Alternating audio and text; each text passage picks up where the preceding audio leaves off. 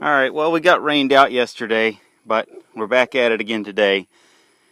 You can see some changes I've made just looking over it real quick, but what I mainly did was this cross member here. I added it in. This is upside down. It doesn't matter from what you saw yesterday. It could be right side up because it was the same, but this is supposed to be a 1x2. It's just a ripped piece of plywood because that's all I had, but you can do it with this, just like this.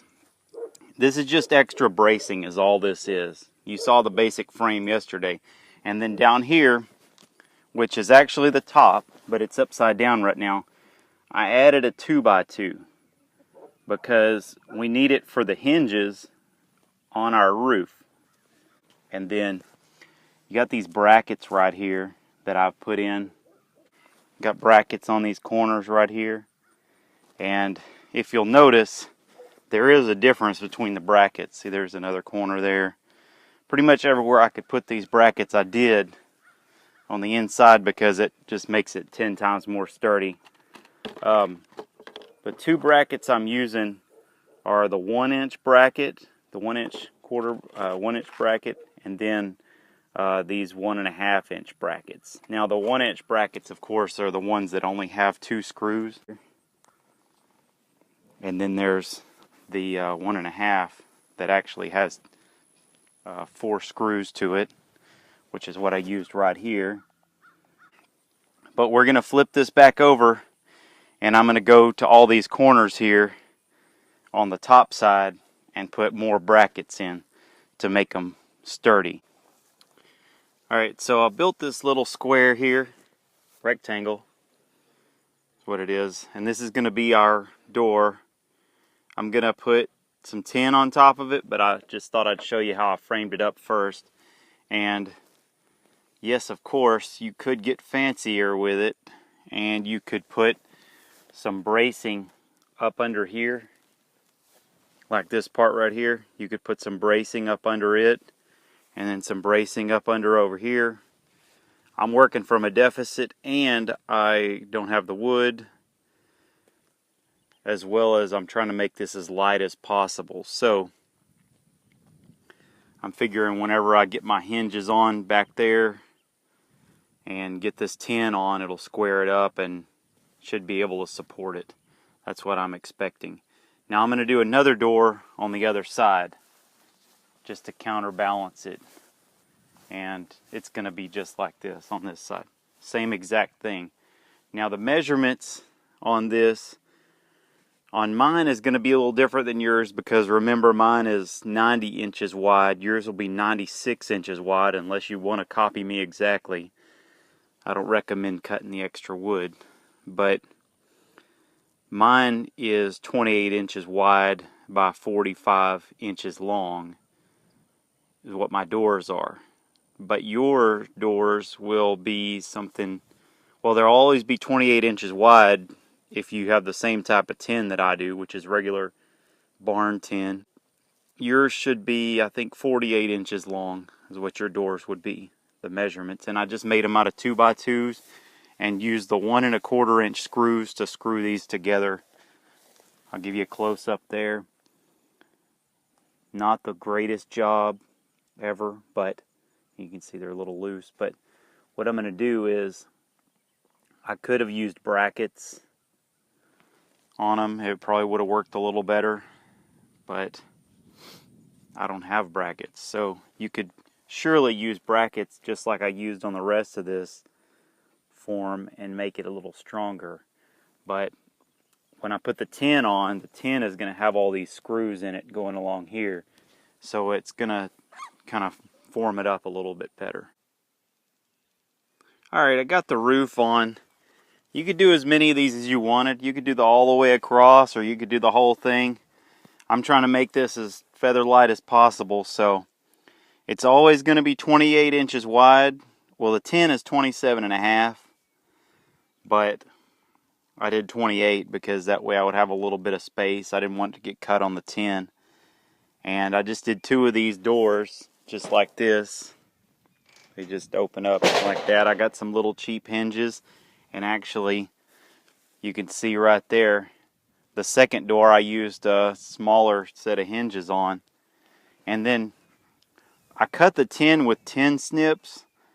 So I put the sharp end that I cut with down in the middle where it won't be getting handled. This is the factory right here. That's the factory cut. So the only thing I would tell you is if you did really want to put in more doors, you'd want to put in a couple of slats right here, another cross member, so that you could have it resting on something. But I think I've got plenty of balance with these 1x2s and everything. So the next step we're going to do is we're going to go ahead and put the wire around it. I'm using 2x4 square wire. This is not going to hold baby chicks, but it should hold them when they're that right age. So if you wanted to use chicken wire, you could hold baby chicks in here, but you are going to spend more money on chicken wire. So the most affordable and lightweight is just the welded 2x4 square. Alright, so I've got some of it on. I just wanted to show you the progress. For now, I've got everything wrapped around. Now I just got to do the top, which could be tricky. I'm using this staple hammer. I've used it on some other projects. If you've seen those, my only recommendation with a staple hammer is if you're going to use it, have better aim than me, because you can see I kind of make a mess. So the other thing I would say is just whenever you fold this down, make sure you get a little bit up under your doors so that you have some coverage there. Keeps the predators out. And then I've got some, I guess you would call them rivets, but I'm going to put these open spots here. I'll lay some other wire on and connect them.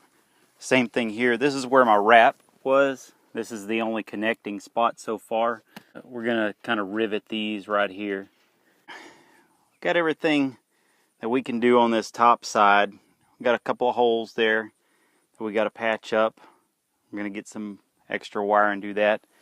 I've put these little latches on the side just like this, and I've got another one on the other side, and I did the exact same thing on the other end.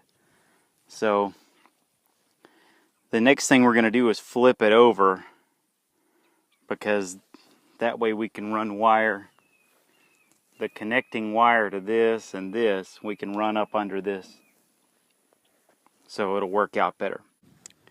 Alright, sorry, but the sun started to go down and I had to put it in overdrive and get this done.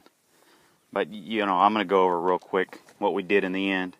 I had to go ahead and put these chickens in there. Looks like we got a guest coming. What do you want? I don't have anything for you. Sorry. Don't be greedy. Don't be greedy. I'll give you something later. It's alright. I got alfalfa for you. Alright. Whoa, whoa, whoa. You can't eat the camera. You can't eat the camera. Look out. You don't get it. Sorry. Alright. Alright. Now, what we did was, now the total wire on this is 24 feet is what I used. And this is 4 foot tall wire, 2x4 squares on it.